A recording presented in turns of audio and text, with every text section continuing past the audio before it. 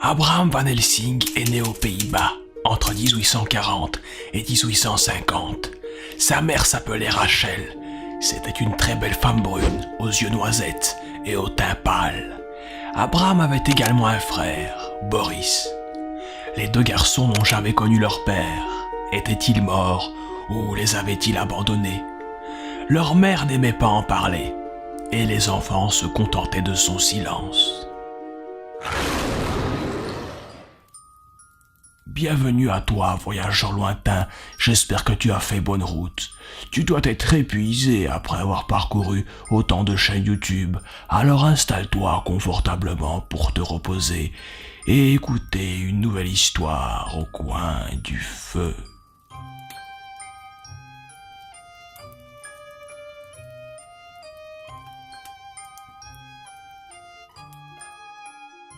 Les deux garçons s'entendaient bien et étaient très amis.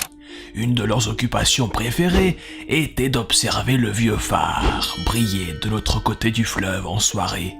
C'était comme une promesse d'un monde lointain et inexpliqué que l'on devait absolument conquérir. Et c'est en grandissant que les deux garçons se sont éloignés à cause de leurs intérêts divergents. Boris était décidé à chercher l'aventure aux États-Unis.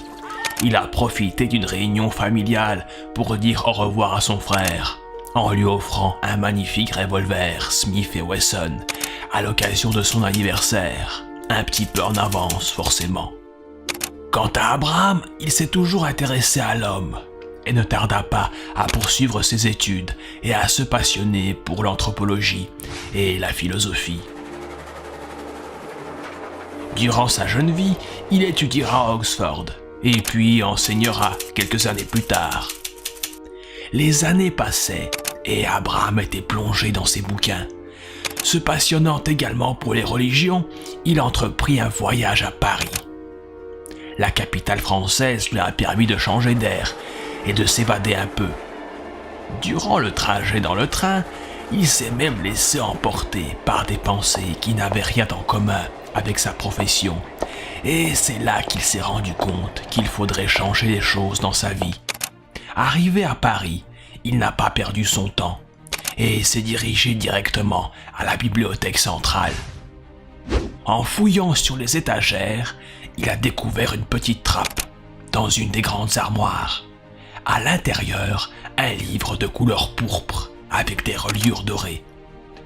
L'auteur du manuscrit était un certain Augustin Calmet, et le livre concernait une étude sur les vampires.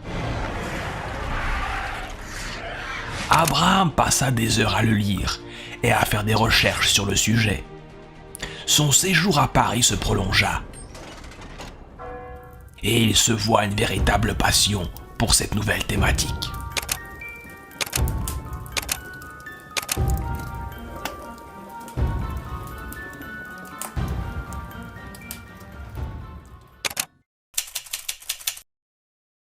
Ça s'est passé un vendredi. Abraham était plongé dans ses ouvrages. Il ne vit pas le temps passer et rata le train de 20 heures. Il s'installa confortablement sur le banc et reprit une de ses lectures en attendant le prochain train. Il arriva au chapitre sur les morsures de vampires. L'ouvrage était doté d'illustrations d'une jeune femme avec une morsure dans son cou. Abraham était tellement plongé dans son récit qu'il ne remarqua pas les jolies chaussures à talons qui se dirigeaient dans sa direction. Une jeune femme vêtue d'un joli manteau bordeaux s'était approchée. La jeune femme jeta un coup d'œil discret vers l'oreille, en chuchotant que le sombre tunnel lui rappelait les histoires de vampires, avant de s'éloigner vers l'autre côté du banc. Abraham détourna son regard du bouquin et découvrit une ravissante brune aux cheveux bouclés et aux yeux marrons, dotée d'un joli nez en trompette.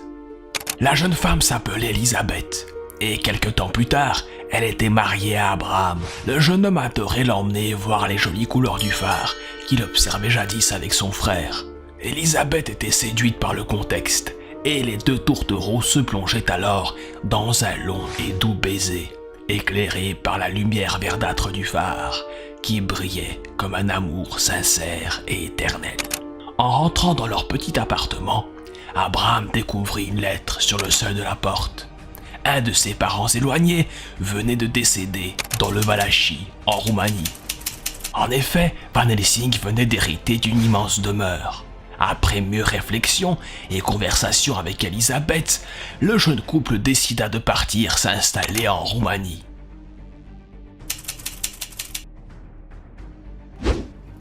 Durant le trajet, Abraham s'arrêta à Bistritz pour s'entretenir avec les avocats. Elisabeth préféra continuer le trajet, impatiente de visiter la demeure de Valachie. Durant l'entretien avec les avocats, Van Helsing sympathisa avec l'un d'entre eux, un certain maître Lucas Reid, qui invita Abraham chez lui pour lui montrer son immense collection d'objets anciens.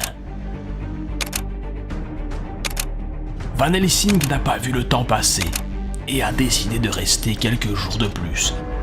C'est en observant la statuette d'une geisha qu'il eut envie de revoir sa femme. Il remercia le maître Lucas avant de partir pour sa demeure en Valachie. En arrivant sur place, il ne trouva aucune trace de son épouse. Le serviteur apeuré Ahmet lui parla d'une histoire de vampire.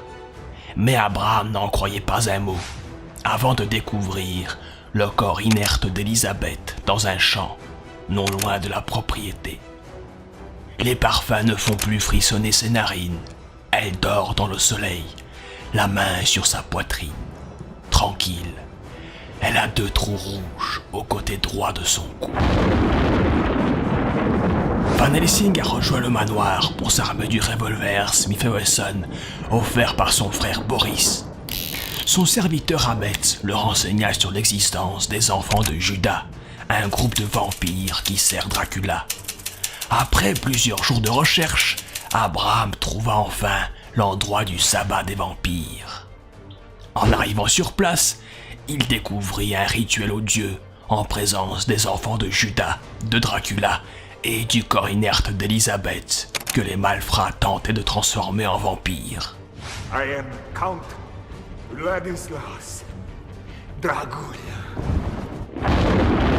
Sans plus attendre, le jeune homme ouvrit le feu, mais ces balles n'ont eu aucun effet sur les démons.